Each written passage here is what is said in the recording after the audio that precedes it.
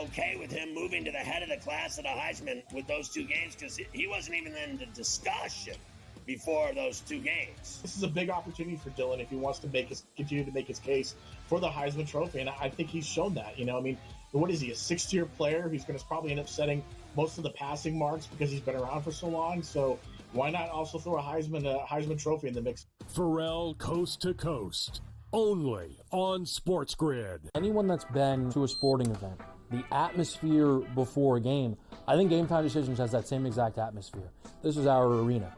This is what we do. There is going to be an energy to Game Time Decisions that you will feel night in and night out. The excitement you get when you lock your bets in, when you're figuring out what you want to do, we can zone in on the biggest games each night. I want this to be the place that people come to before the games start so they feel as ready as possible to lock in their cards. We are going to hit every single one of those markets that you need to know about. We're going to go through every single thing, and I've got a great team behind me that's going to help me get the job done. There is not going to be a better place, I promise you, than Game Time Decisions to get that new information, react to it, and be able to then bet accordingly. We will have everything at our disposal, and we will use that to our advantage. I'm Kevin Walsh. Tune into Game Time Decisions from 6 to 8 p.m. Eastern on SportsGrid.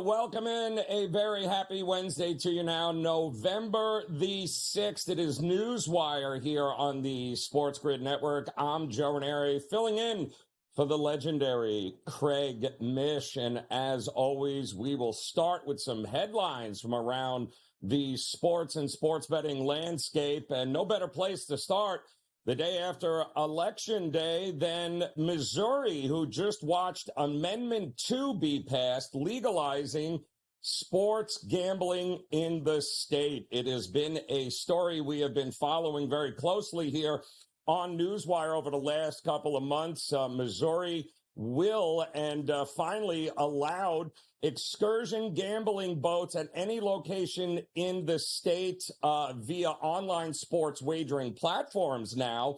And it does look like it will be established in the state no later than December 1st of next year. However, in the next coming months, I am sure we will get much more as far as details on when exactly the date of implementation will be and some of the finer points. But as always, residents must be over 21 years old to participate. But another state that went ahead and voters passed legalized sports gambling. And we are all for it. Congratulations to Missouri for getting it going there in their state. We'll have more on that story, of course, as time moves on. We also watched yesterday as the NFL trade deadline came and went 4 o'clock Eastern time last night, and there was a flurry of big name trades, and it feels like that's been happening across the board in the NFL over the last month and a half. No shortage of big name wide receivers over the last couple of months switching uniforms. But we did see, of course, the Washington Commanders. They traded with the New Orleans Saints for their Pro Bowl cornerback, Marshawn Lattimore. They traded a 2025 pick in the 3rd and 4th rounds. They also gave the Saints a 2025 6th round pick. And boy, oh boy, we're talking about a Washington team that has pushed all in, 7-2 on the season right now. Rookie quarterback Jaden Daniels playing out of his mind. They feel they've got a pretty good chance with a new ownership group New coaching staff there. Players are excited, and why not? I don't know anybody that's all ecstatic about the Philadelphia Eagles, but I can tell you this. They are very ecstatic in Pittsburgh, as they, too, had a busy afternoon yesterday. They traded with the Jets to get a little more help in the wide receiver spot as Mike Williams heads over from the New York Jets to wear a Russell Wilson-backed Pittsburgh Steelers jersey here, as well as starting defensive end from the Green Bay Packers, no more, Preston Smith, getting up there in age, under contract for a couple of more years. They ended up trading with Green Bay for him as well, if for no other reason to have depth behind, of course, Highsmith and TJ Watt. Not looking for him to start, but the Pittsburgh Steelers feeling pretty good about that 6-2 start to the season atop the AFC North. And they went ahead and made some deals to go ahead and make themselves a little bit better. And they did just that with Williams and Smith. But make no mistake, the Ravens also trying to get a little bit better, especially in the secondary, as we have all seen the Ravens. Man, they got some issues in the back end of that secondary. That defense not able to stop anybody from throwing on them, which is interesting given the fact that tomorrow night they kick off the Week 10 here in the NFL season against a team that absolutely can throw the ball in the Cincinnati Bengals. But they ended up trading with the Rams to get Tre'Davious White, who unfortunately, after a couple of knee surgeries, is just a shell of the player he once was with the Buffalo Bills. The good news is they need some depth in the back end. He hasn't played very much this year. In fact, I think he hasn't played since week 4 of the NFL season here, as the Rams put him on the shelf looking for somebody to step in here. And that somebody is going to be the Baltimore Ravens, trying to do anything they can do to increase not only that pass defense, but maybe even the pass rush to help them back there. So plenty of moves in the NFL yesterday with teams, good teams, trading with other good teams, not something we're used to seeing in the NFL this time of year. In college football, we have and welcomed back Maction football last night. We got a couple of more games coming up here tonight, of course, but you got to love the midweek specials in college football. We watched Bowling Green handle their business 23-13 over Central Michigan, the Chippewas. They did not cover, though. They did not, 13.5. In fact, the total also went under, which was listed at 48.5. Weather was a big concern in both games last night with Bowling Green and Central Michigan, as well as the Miami of Ohio Redhawks, who ended up beating Ball State on the road 27-21. However, they too were unable to cover the 12-point spread there, but the total just over the 47.5 points. Crazy game there. That should be interesting. And tonight we do have Ohio taking on, laying another 19.5 points as a road favorite against the woeful Penn State team. The total hovering around 52.5. And if Ohio is as good as we think they are, then they should be able to cover this number. But 52.5, a big number. Keep an eye on the weather report. And don't forget,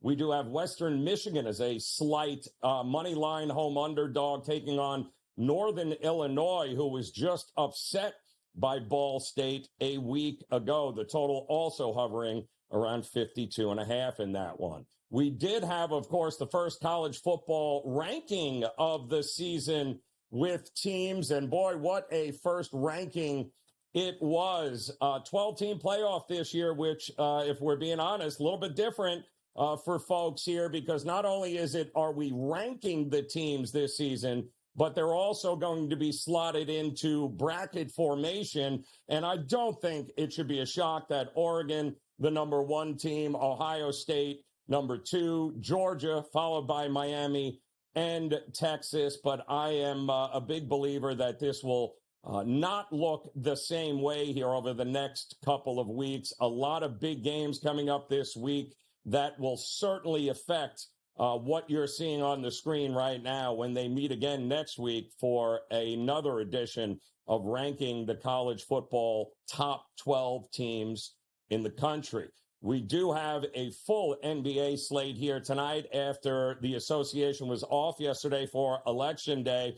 And not great news coming out of Denver is the Nuggets, in addition to being out or not having the services of their stud point guard, Jamal Murray, over the last couple of games. It does look like now Aaron Gordon will be out multiple weeks with a calf injury. Now, Gordon just signed a 4-year, $133 million contract extension and, well, averaging about 15 a game, 6 boards, 3 assists.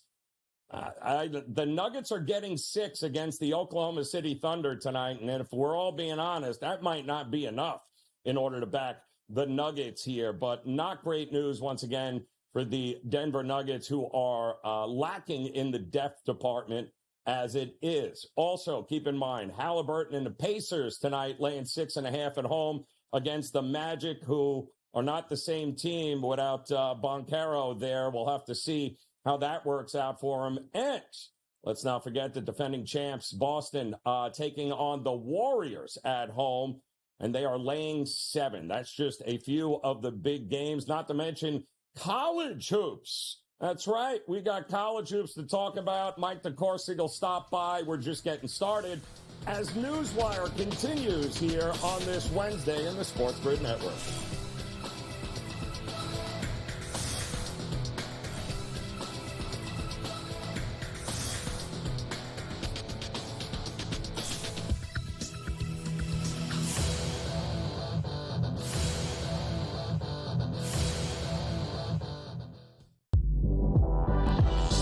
What can you say about Hunter?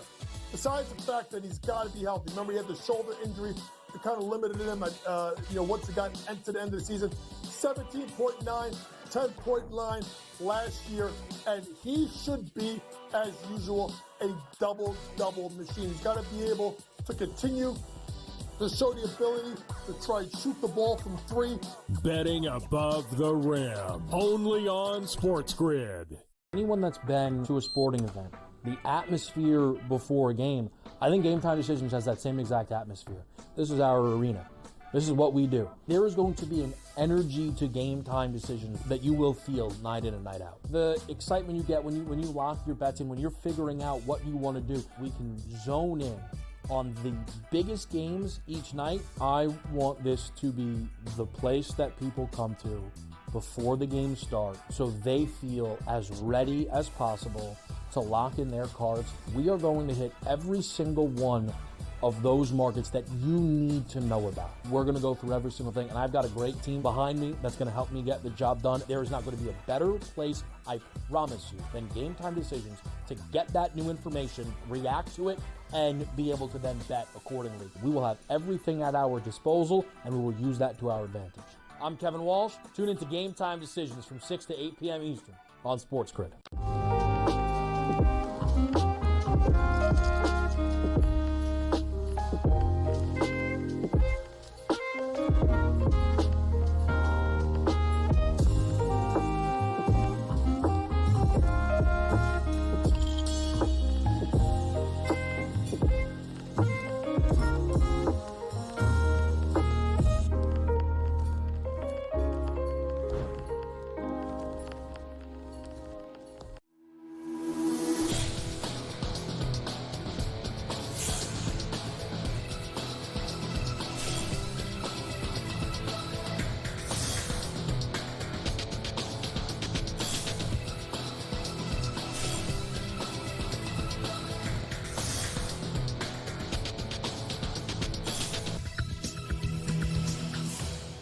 All right, welcome back into NewsWire here on this Wednesday. Joe Ranieri in for Craig Mish today, but we got plenty going on, especially in college basketball. It is back, and I am all for it, and nobody better to talk college hoops with than our good friend Mike DeCourcy stepping in. And Mike, I love that college basketball is back, along with everything else that we got going on. It's a beautiful time of year. But I want to ask, before we kind of take an overview of what we got so far and what we're looking at, certainly in the futures market and ahead of us, I want to talk about this Gonzaga-Baylor game, which I would love to have more of in seasons moving forward. A lot of those 30-point, 35-point blowouts, but that was the one game that I thought, kudos to Gonzaga and to Baylor, a couple of top 25 teams that open up the season that way. I wish college basketball would give us more of that to kick off the season, as opposed to some of the cupcakes that we saw with teams like Kansas and Alabama and so on. Yeah, I think that some of it involves moving back the season to the start of November. And I think that, I'm not sure of this, but it may have been that started on a Monday to get away from Election Day. That's a possibility. But if you're going to start the season, you don't start it on a Monday. It's not a great night for sports generally. And then you're up against Monday Night Football. So, I mean, you look at ESPN's programming Monday Night Football on 2 to 3 to 4 networks at a time, or channels, I guess I should say. So there's a limited opportunity to get your game aired. And in the case of the Baylor game that you mentioned, the Baylor at Gonzaga game, they waited that start until basically the Monday Night Football game between the Chiefs and Bucks was over. And so you were able to have that. There was also a game between Ohio State and Texas that was on Turner Sports. And so those are really your only marquee matchups on opening night, and everybody else was playing what we call in the business buy games, where you just buy the opponent. You don't have to go visit their gym. And it's good. Teams need those to develop. But to have a full, steady slate of those games on opening night was certainly not good for the sport. Yeah, no, I agree. I wish we'd get more of those big, let's make a splash with college basketball. But Gonzaga certainly made a splash, and so did a lot of the other blue bloods, right? Kansas, Alabama, Houston. We watched these teams handle their business. Some big games coming up this week, but talk to us. The top 10 here, any disagreements, anything that you're maybe scratching your head at as far as the rankings go? It's a similar group to what I produced individually. Although I had Alabama number 1 because I think they have a better group built to win the championship. For me, it's not I don't care about your ranking at the start of the year. I'm picking the team that I think has the best shot to win the national championship. And for me, that was Alabama. I think they have the fewest weaknesses, along with a high complement of pro-bound talent, NBA first-round talent. And those are items that are non-negotiable if you want to win the national championship. And that's why I picked Bama. I don't think Kansas has built as well to win the 4 games that are really highly competitive once you get to the Sweet 16 on. Kansas is a really nice team. They're going to win a lot of games. They're going to win 30-plus games. But I'm not sure that I like them as much to win it all. I like Duke a lot to have a shot at winning it. Except that I'm worried about their point guard situation. UConn, I think, has a chance to repeat. Is that what you call it if you do it 3 times in a row? But I think they have a chance, but it's not going to be easy. They may not be quite as talented as they were the previous 2 years. But it's going to be a very interesting year. When we look at teams like Kentucky, which was absolutely smokingly dominant on Monday night and played exceedingly well in their exhibitions too, we still really don't even know what they have. I mean, they've got all new players. Arkansas has a lot of the same players as John Calipari had at Kentucky last year, but they're mostly new, with the exception of Trevon Brazile. They're mostly new to Arkansas. So a lot of different pieces in different places now. It's really hard to get a feel, but Gonzaga is the one team on Monday night that said, we still have a lot of the guys that were good last year, and we added better players, and now we're going to be even better and more dominant. Well, let me ask you this here, Mike, too, because it's kind of a interesting year. It's the final year of the extra eligibility, right, because of the COVID year. So what we're seeing, like with Gonzaga and a few other teams, Miami, is we've got these teams loaded with 21, 22, 23-year-olds, very experienced. And am I crazy, Mike? I mean, the game of college hoops it feels like it's been a little bit better over the last couple of years, and it feels like there are some loaded teams this year with those kinds of players, no? People complain, Joe, about the transfer portal because it reduces stability. But what it does also is it homogenizes the talent. It spreads it out to more places so more teams have a chance. And the other thing that's happened is with NIL, Joe, players like Mark Sears at Alabama or R.J. Davis at North Carolina, guys who were All-Americans a year ago, in the past, even if they weren't first-round picks, they'd have gone just to make some money. I'll make some money as a second-round pick, or I'll go to Europe, or I'll go to the G League, or whatever. They needed to make money. And now they can make that money, probably more in a lot of cases, in college than they would as borderline NBA type pro players. So I think that's why you're seeing college basketball get better. It's more competitive because more teams have a chance, and it's more experienced, not just because of COVID, although that's a huge factor, but also because guys are ignoring the second round of the draft and saying, hey, I can make a bunch of bucks in college, have fun, continue to get better. I'll be more ready when I get to the pros when I arrive. I'm not going to be a first-round pick probably ever, but I can be a big-time player. And I'm all for it, Mike, because I think it makes the game better. I think it makes these kids better. I think it provides a level of stability we haven't seen in a very long time in this sport. And by the way, we're getting some breaking news. Rutgers star freshman Ace Bailey out tonight against Wagner. Apparently hurt himself at practice, Mike. Not great. I mean, we're talking about a kid that was rated number 2 in the NBA draft coming up. We'll have more on that. Mike, as always, a pleasure, my friend. Enjoy the games. We'll be back with NewsWire coming up next on the Grid.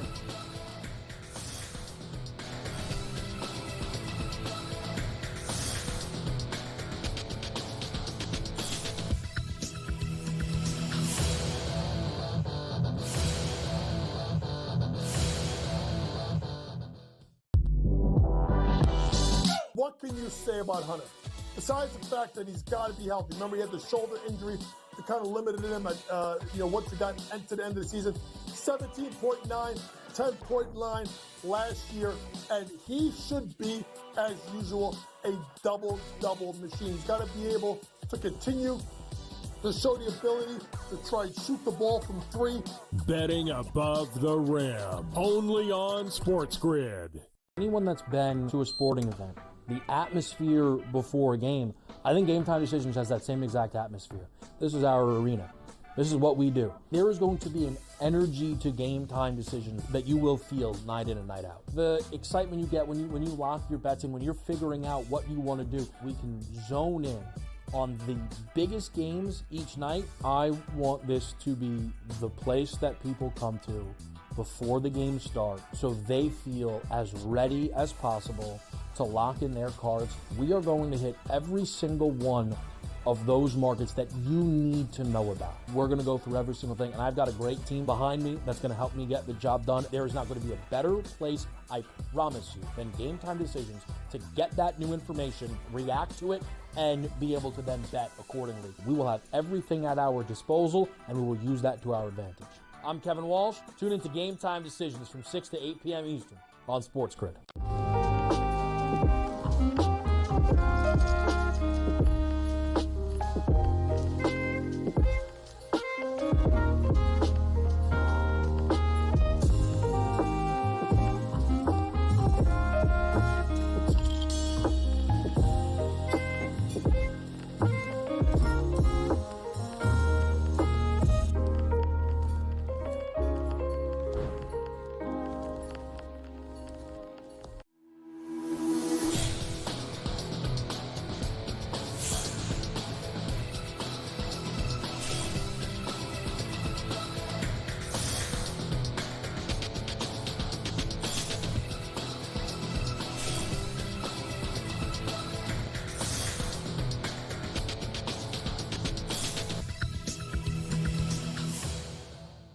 All right, welcome back in NewsWire here on the SportsGrid Network. Joe Ranieri in for Craig Mish here today, and no better place to start than Week 11 in the college football season with one of the biggest games of the year, and that, of course, is going to be in the SEC with Alabama taking on LSU on the road and as a favorite. And we are going to hear from a few people in this edition of the Sports Grid Sound Off.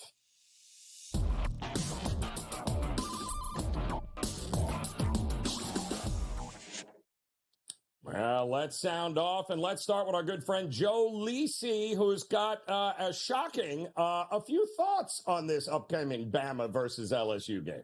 Death Valley will be rocking Saturday night in Baton Rouge. It's top-ranked Alabama squaring off against Garrett Nussmeier and the LSU Tigers.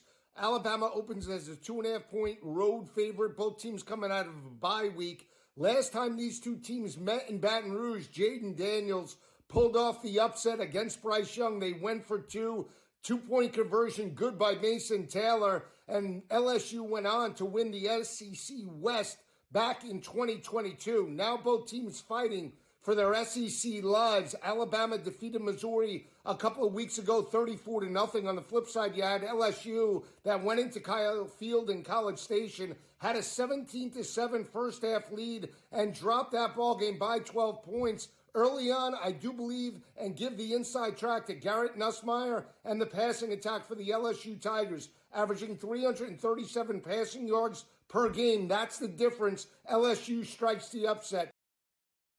Liking LSU as a home dog in this one here. And let's face it, Nick Saban not walking through that door anytime soon. Why? Because Kalen DeBoer is your head coach at Alabama, and here are some of his thoughts on the upcoming game. Yeah, and that's, you saw our response, I think, with the Missouri game, because really, that was the case there. And, I say that, and then all of a sudden you start thinking, well, why wasn't that the case when we went to Tennessee? Well, it was, it's just, more experiences that you have together, the backs of the wall, there's different things that different teams respond well to. And, at least for the first test, and Missouri was at home. We got off to a fast start defensively, did a nice job there, and just continued to apply pressure, I think, offensively. And once we got the field position in our favor, we kind of cracked through. But for us, it's just always going back to really the process and, the work that needs to be put in, the areas we needed to continue to improve on. And the guys, I use the word intentional a lot, whether it's here, whether it's with our team.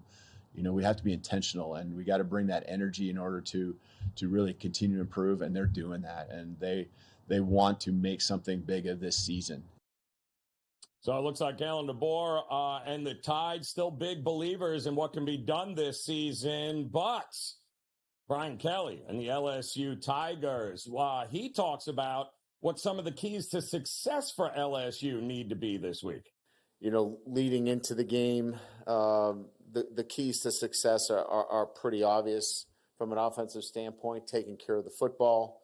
As I mentioned earlier, we'll have to have better balance, offensively, and that will be a prerequisite. Defensively, stopping the quarterback is going to be paramount. Milroe's outstanding. He also can throw the football, so, he is a dual threat. I think first down is an important down as well. I mean, they're one of the best third down and short conversion teams in the country. We need to get them behind the chains. So that'll be an important element of the game.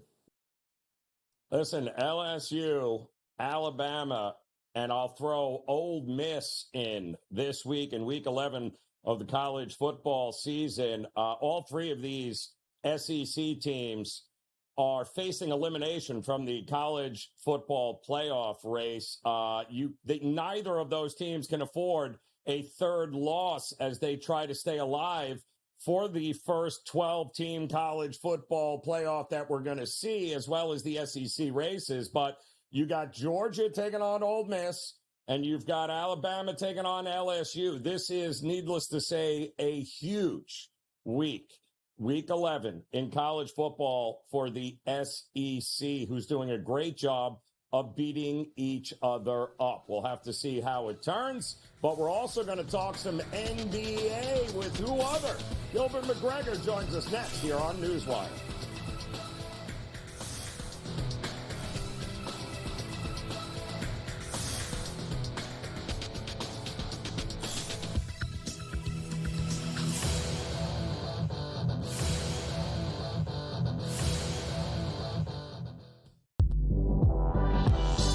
What can you say about Hunter?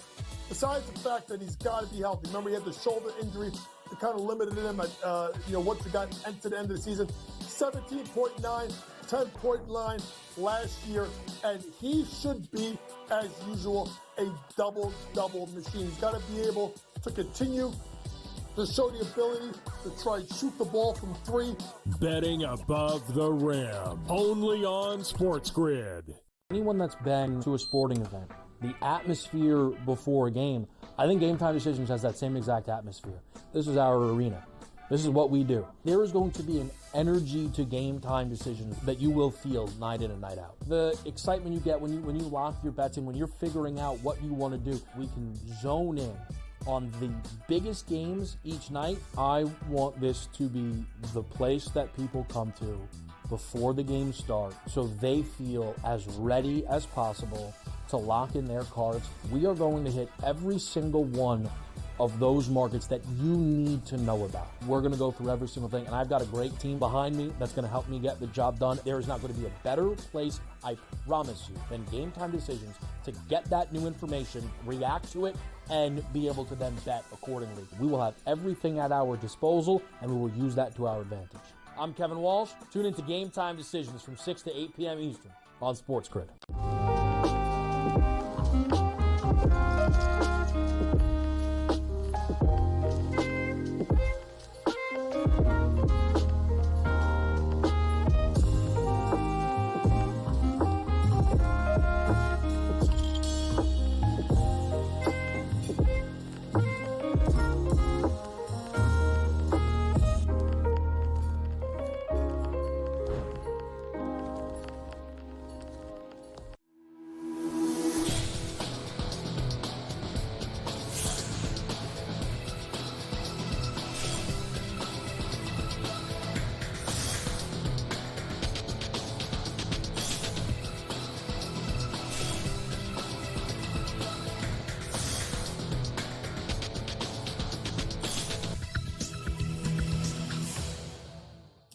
Welcome back in here to NewsWire on the SportsGrid Network. Joe Ranieri in for Craig Mish here today, and I'm excited because I get to talk hoops with my good friend Gilbert McGregor. Feels like it's been a hot minute, my man. Over the summer, I think we were talking Olympic basketball, but here we are just a couple of weeks into the NBA season, and not only are they delivering on the court, but let's be realistic here, Gilbert. The storylines are just over the top here, and we're not even 3 weeks into the season. The NBA is back, my friend. Feels good to be back here talking through the NBA, Joe, for sure. And you hit the nail on the head. We haven't even gotten 3 weeks into the season, and it feels like we've had 3 months worth of storylines. And I think that means we have a pretty crazy season in store. Yeah, and we do. And let's just look at the East here as nobody is shocked the Celtics already up at the top, right? 7-1, I believe, on the season here. But I don't know a lot of people that had the Cavs playing as well as they're playing and the way that they're playing and winning games. 8-0 on the season right now. How impressed are you with this Cavs, and is it sustainable? I'm really impressed by Cleveland and what they're doing. When you make a coaching change in the off season after making it to the second round of the playoffs, you better have a coach that takes your team to the next level. And that's exactly what Kenny Atkinson has done for this team so far. It's shown in the growth of Evan Mobley. Darius Garland having a little bit of a bounce back year. He dealt with some injuries last year. We know who Donovan Mitchell is, but they're going about it in a rather unconventional way. You talk about two big men with Mobley and Jared Allen on the interior, and they're finding ways to win as evidenced by their record. And I think it does bode well for what they look to do as the season goes on. Yeah, I love the fact that when Donovan Mitchell's not there, Garland, everyone seems to be stepping up and playing team basketball, which is great this early. What I did not see, though, is how bad Milwaukee is. And is it me, Gilbert, or am I feeling like changes might be coming here at some point this season for this Bucks team? Because what else is there? It just feels like the depth isn't there, and outside of Giannis and Lillard, who are we counting on this team? It's not just you, Joe. I think it's time to hit the panic button. You look at the numbers and talk about what they haven't been able to do on the defensive end. And I know Chris Middleton is still coming back from those offseason injuries and hasn't played yet this season, but his absence is not the reason that they've played as poorly as they've played. I talked about the Cavs finding ways to win. The Bucks are finding ways to lose games. It feels like they've blown a couple games. They've lost a couple games that they shouldn't have lost, and that puts them in a really tough spot because when you dig yourself this early of a hole, now you're just trying to get back to 500. And I don't necessarily know if I can trust them to ring off 5, 6, 7 wins in a row. You talk about defense. Damian Lillard is playing well offensively, but defensively, the answers aren't there. He and Gary Trent Jr. And Doc Rivers, receives a lot of criticism, sometimes fair, sometimes unfair, but feels like he doesn't have the answers for this team as well. So there's a lot of causes for concern with Milwaukee. Yeah, well, if we're hitting the panic button on Milwaukee here, barely 3 weeks into the season, Gilbert, there is like a 10-alarm fire in Philadelphia right now. I mean, Embiid making headlines for all the wrong reasons, suspended for 3 games here. They just got Paul George back, which is nice, but how many games is he really going? He's already been hurt. So what's your take on the 76ers right now? Coming into it, that's the risk you run, right? When you have Paul George, who is now 34, Joel Embiid is 30. These are 2 guys who have had their fair share of injuries throughout their career. If those are going to be 2/3 of your big 3 with Tyrese Maxey, you understand that those guys are going to be in and out of the lineup, but you don't think that you're going to start the season without them, and they now are in a hole similar to the Bucks. I will say that I have a little more confidence in them just saying that those guys are a little bit younger. Nick Nurse, I think, has proven what he's able to do as a coach, and Tyrese Maxey being the centerpiece of it at 24 years old, or being a third of what they have going on. I trust them a little more to ring off 5 or 6 wins. If they can get those 3 guys in the lineup at the same time, they can find some type of rhythm, because I think the way their team is built, a lot of that supporting cast will play well off of those guys when they're back in the lineup. But like you said, the biggest question is, how often will we see Joel Embiid and Paul George next to each other in the lineup? And if we are 25, 30 games in and haven't seen that pairing very much, then it's really, really time to panic as far as what they go, because that's what they've mortgaged their future on for the next couple of years. Yeah, it's going to be interesting to see how this plays out for sure, but a pretty big game tonight as Philly visits, who else? The Clippers, very familiar with Paul George and his injuries. In a game tonight, I believe pretty much a pick-em price here. They are an interesting team too as well, the Clippers. What do you think we get here tonight? This is a tough one to pick. Yeah, I know you said it's pretty much a pick 'em. I slightly lean Clippers. It's a home game for them. The Sixers are on that road trip, and they've played everybody closely this year. But what I like about the Clippers, like you mentioned, they've been a really feisty group. Guys who are active on the perimeter defensively. James Harden isn't James Harden that he once was, but he's still the playmaker. He's getting other people involved. Ivica Zubac has been great for them to start the season. Norman Powell has been pretty good for them as well. And I think that there's a little extra edge with Paul George deciding to leave and go play elsewhere, and James Harden playing against his former team as well. So I like the home team just a little bit in this one. I think it will be a grinded out type game just because the style of the Clippers and also the fact that the Sixers are still playing through injuries. Yeah, well, and it's interesting, too. I don't know what Terrence Mann did, but not getting a whole lot of minutes so I don't know what's happening. You just gave him all of this money, and you need Terrence Mann on the floor here if there's going to be any success this season. We'll see what he does tonight in this game. But let's go back to the top with Cleveland, who also has a very interesting game coming up here tonight against the Pelicans, who, shocker, can't stay healthy. And they're getting 7 points at home. My goodness, what are we doing here?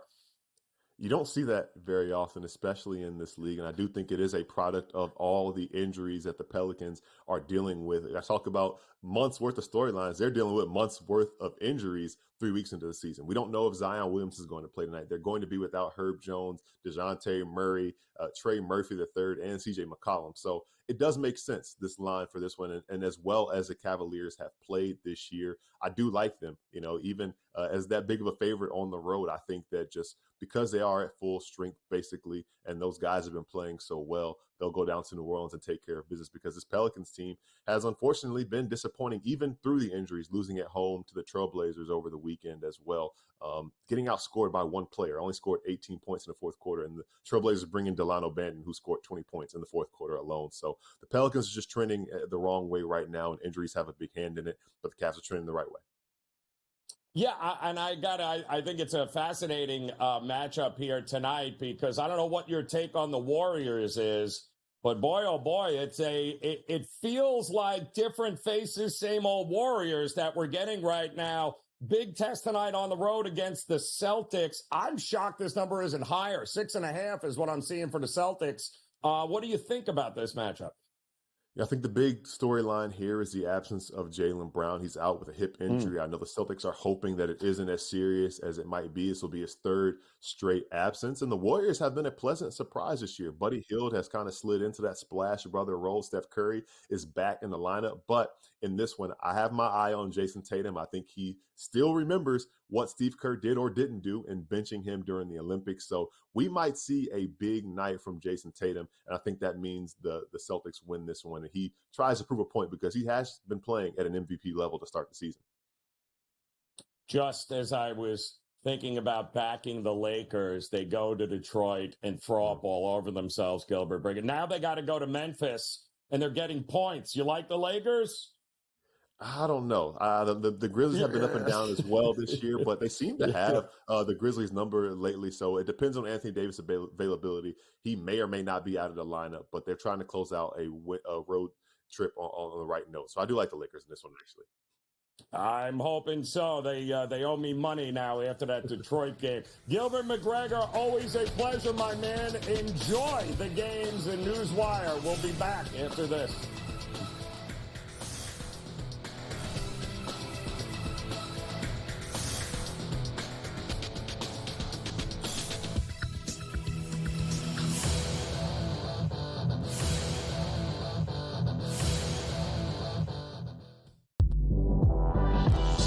What can you say about Hunter? Besides the fact that he's got to be healthy. Remember, he had the shoulder injury that kind of limited him at, once he got into the end of the season. 17.9, 10.9 last year, and he should be, as usual, a double-double machine. He's got to be able to continue to show the ability to try and shoot the ball from three. Betting above the rim, only on SportsGrid. Anyone that's been to a sporting event, the atmosphere before a game, I think Game Time Decisions has that same exact atmosphere. This is our arena. This is what we do. There is going to be an energy to Game Time Decisions that you will feel night in and night out. The excitement you get when you lock your bets and when you're figuring out what you want to do, we can zone in on the biggest games each night. I want this to be the place that people come to before the games start so they feel as ready as possible to lock in their cards. We are going to hit every single one of those markets that you need to know about. We're going to go through every single thing, and I've got a great team behind me that's going to help me get the job done. There is not going to be a better place, I promise you, than Game Time Decisions to get that new information, react to it, and be able to then bet accordingly. We will have everything at our disposal, and we will use that to our advantage. I'm Kevin Walsh. Tune into Game Time Decisions from 6 to 8 p.m. Eastern on SportsGrid.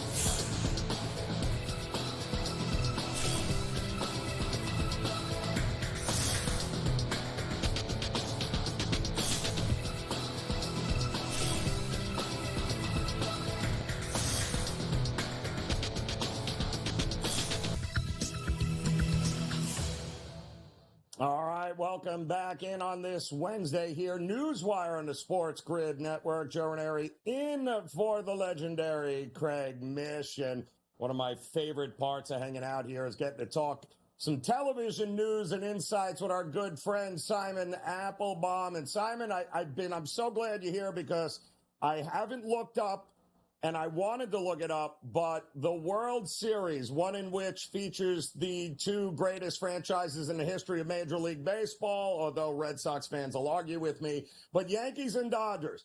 What does the final numbers tell us as far as ratings and viewership? What did we get here? We got the best World Series matchup in years, and we got, for Fox, the best World Series average in recent years, since 2017. The last game, which was a week ago today, was 18.6 million, which is the best Game 5 they have had since 2017.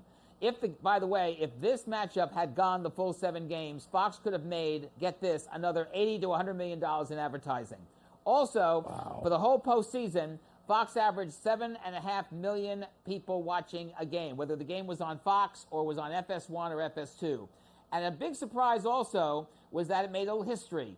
The World Series averaged, for Spanish language television on Fox Deportes, a channel that Fox rarely promotes, 500,000 viewers a game for all 5 games of the World Series. That is the best World Series performance for a Spanish language network ever.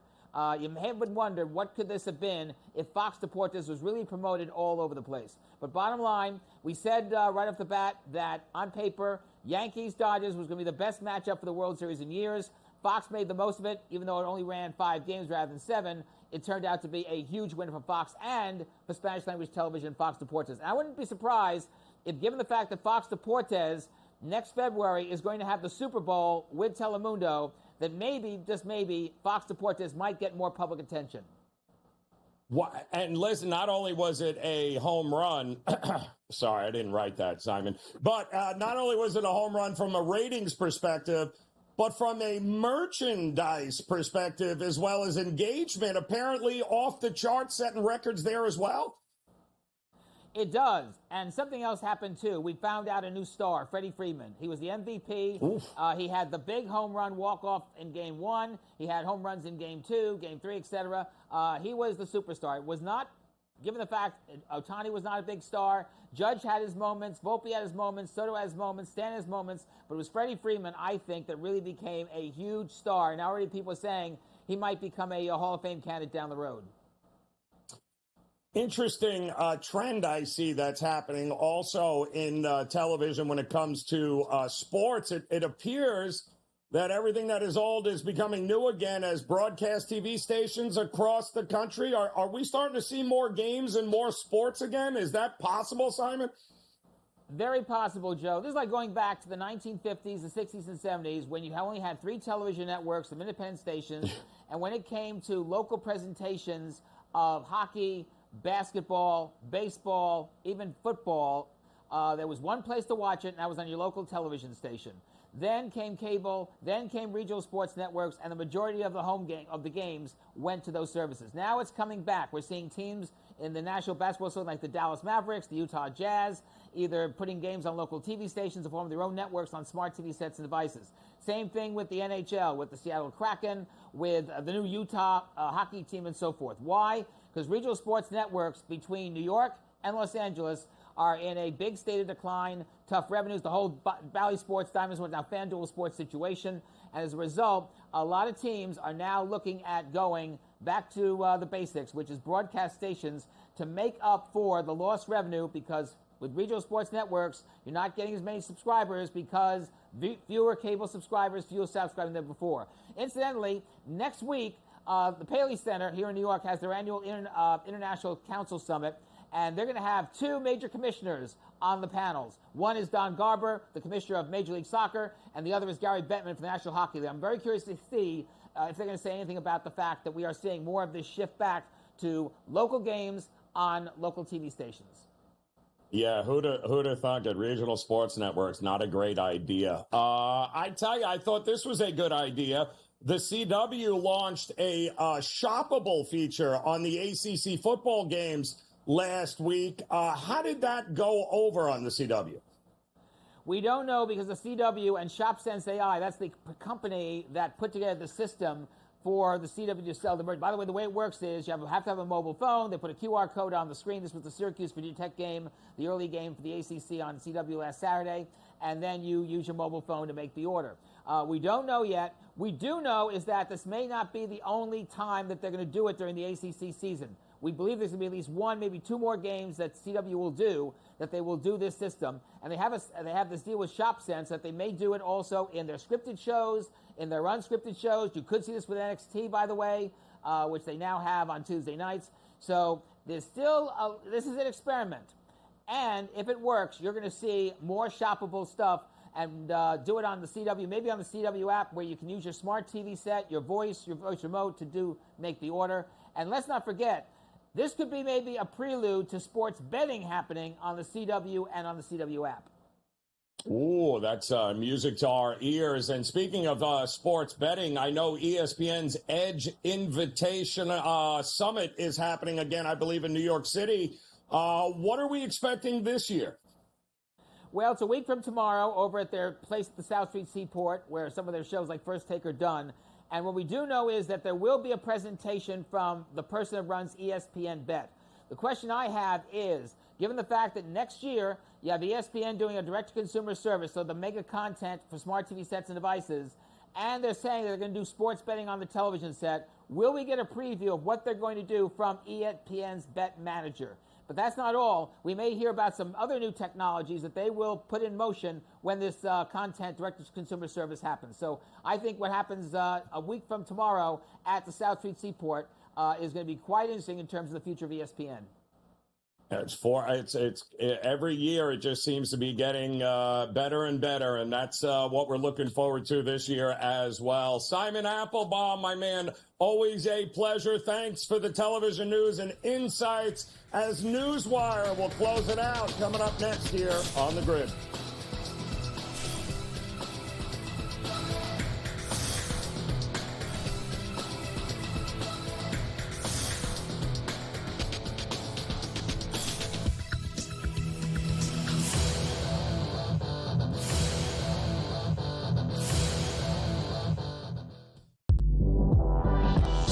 What can you say about Hunter? Besides the fact that he's got to be healthy. Remember, he had the shoulder injury that kind of limited him at, once he got into the end of the season. 17.9, 10.9 last year, and he should be, as usual, a double-double machine. He's got to be able to continue to show the ability to try and shoot the ball from three. Betting above the rim, only on SportsGrid. Anyone that's been to a sporting event, the atmosphere before a game, I think Game Time Decisions has that same exact atmosphere. This is our arena. This is what we do. There is going to be an energy to Game Time Decisions that you will feel night in and night out. The excitement you get when you lock your bets in, when you're figuring out what you want to do, we can zone in on the biggest games each night. I want this to be the place that people come to before the games start so they feel as ready as possible to lock in their cards. We are going to hit every single one of those markets that you need to know about. We're going to go through every single thing, and I've got a great team behind me that's going to help me get the job done. There is not going to be a better place, I promise you, than Game Time Decisions to get that new information, react to it, and be able to then bet accordingly. We will have everything at our disposal, and we will use that to our advantage. I'm Kevin Walsh. Tune into Game Time Decisions from 6 to 8 p.m. Eastern on SportsGrid.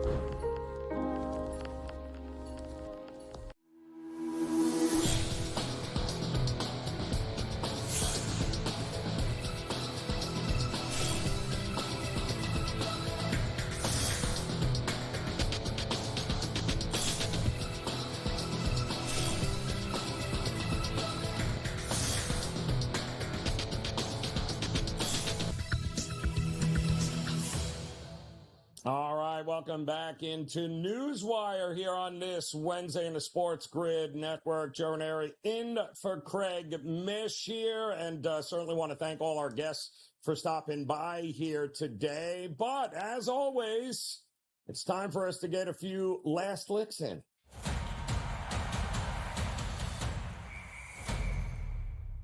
All right, last lick number one. How about Brian Cashman of the New York Yankees, who we learned over the last couple of days that the Yankees director of speed development and base running, gentleman by the name of Matt Tallarico, is apparently very popular and is interviewing for 3 different Major League Baseball jobs. And I hope you're sitting down for this.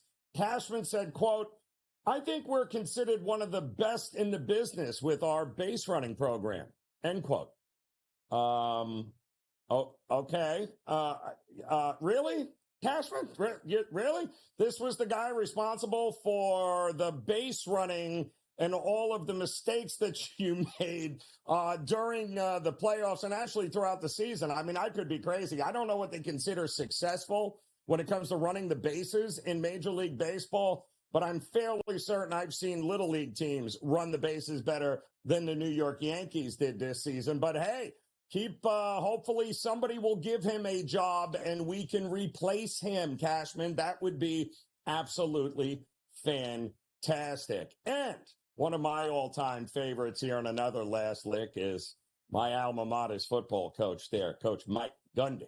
You got to love Coach Gundy. In addition to fantastic hair, he also is now overseeing a school program that has lost 6 straight games and, for the most part, not even going to be bowl eligible anymore. And if it's one thing I can tell you about Stillwater and the fan base for Oklahoma State is they will not tolerate ineptitude, which exactly is what this team has been giving us with the best running back in the country in Ollie Gordon, or at least was supposed to be competing for a Heisman Trophy. You returned the entire offensive line back. We had 18 starters on both sides of the ball return for Oklahoma State this year, and yet we got a 6-game losing streak. And Coach Gundy, who just got lit up by Arizona State at home in Stillwater last week, apparently not taking kind to the negative comments that were being thrown at him during the game. And he said, quote, "In most cases, the people that are negative and voicing their opinions are the same ones that can't pay their own bills," he said. They're not taking themselves and they're not taking care of themselves, he said, and they're not taking care of their own family. They're not taking care of their own job, but they have an obligation to speak out and complain about others because it makes them feel better. He also said, quote, "But then in the end, when they go to bed at night, they're the same failure that they were before they said anything negative about anybody else," end quote. You gotta love Coach Gundy. If it's transparency that we want, and you love coaches that aren't like, let's say, Bill Belichick, we're on to Cincinnati. If you really want that kind of transparency, well, there is one thing you're always going to get with Coach Gundy and the Oklahoma State football program, and that is transparency. He will always tell you exactly what he is thinking. That may be the quote of the year here, but the reality is, Coach, they may not be the best people making fun of you, but they paid that hard-earned money to come and watch a team actually compete and win football games, Coach. They did not pay money and they did not work 1 or 2 jobs to go watch this team and watch them throw up all over themselves. So take that any which way you want there, Coach Gundy. A little self-reflection and a little personal responsibility could go a long, long way. And unfortunately for Coach Gundy, I don't think it's going to get any better this week, taking on TCU, and they're going to be getting a whole bunch of points in that game. I think they're a 10-point dog in that, and serves them right. There will be no bowling this year for the Oklahoma State Cowboys. And that will do it for Last Licks here on NewsWire. Much more still to come here today on the SportsGrid Network. And, of course, the one and only Scotty Farrell. He'll be up and about, not to mention Game Time Decisions, which is where I will see you later. Until then, enjoy the rest of your day. We'll see you again soon here on NewsWire.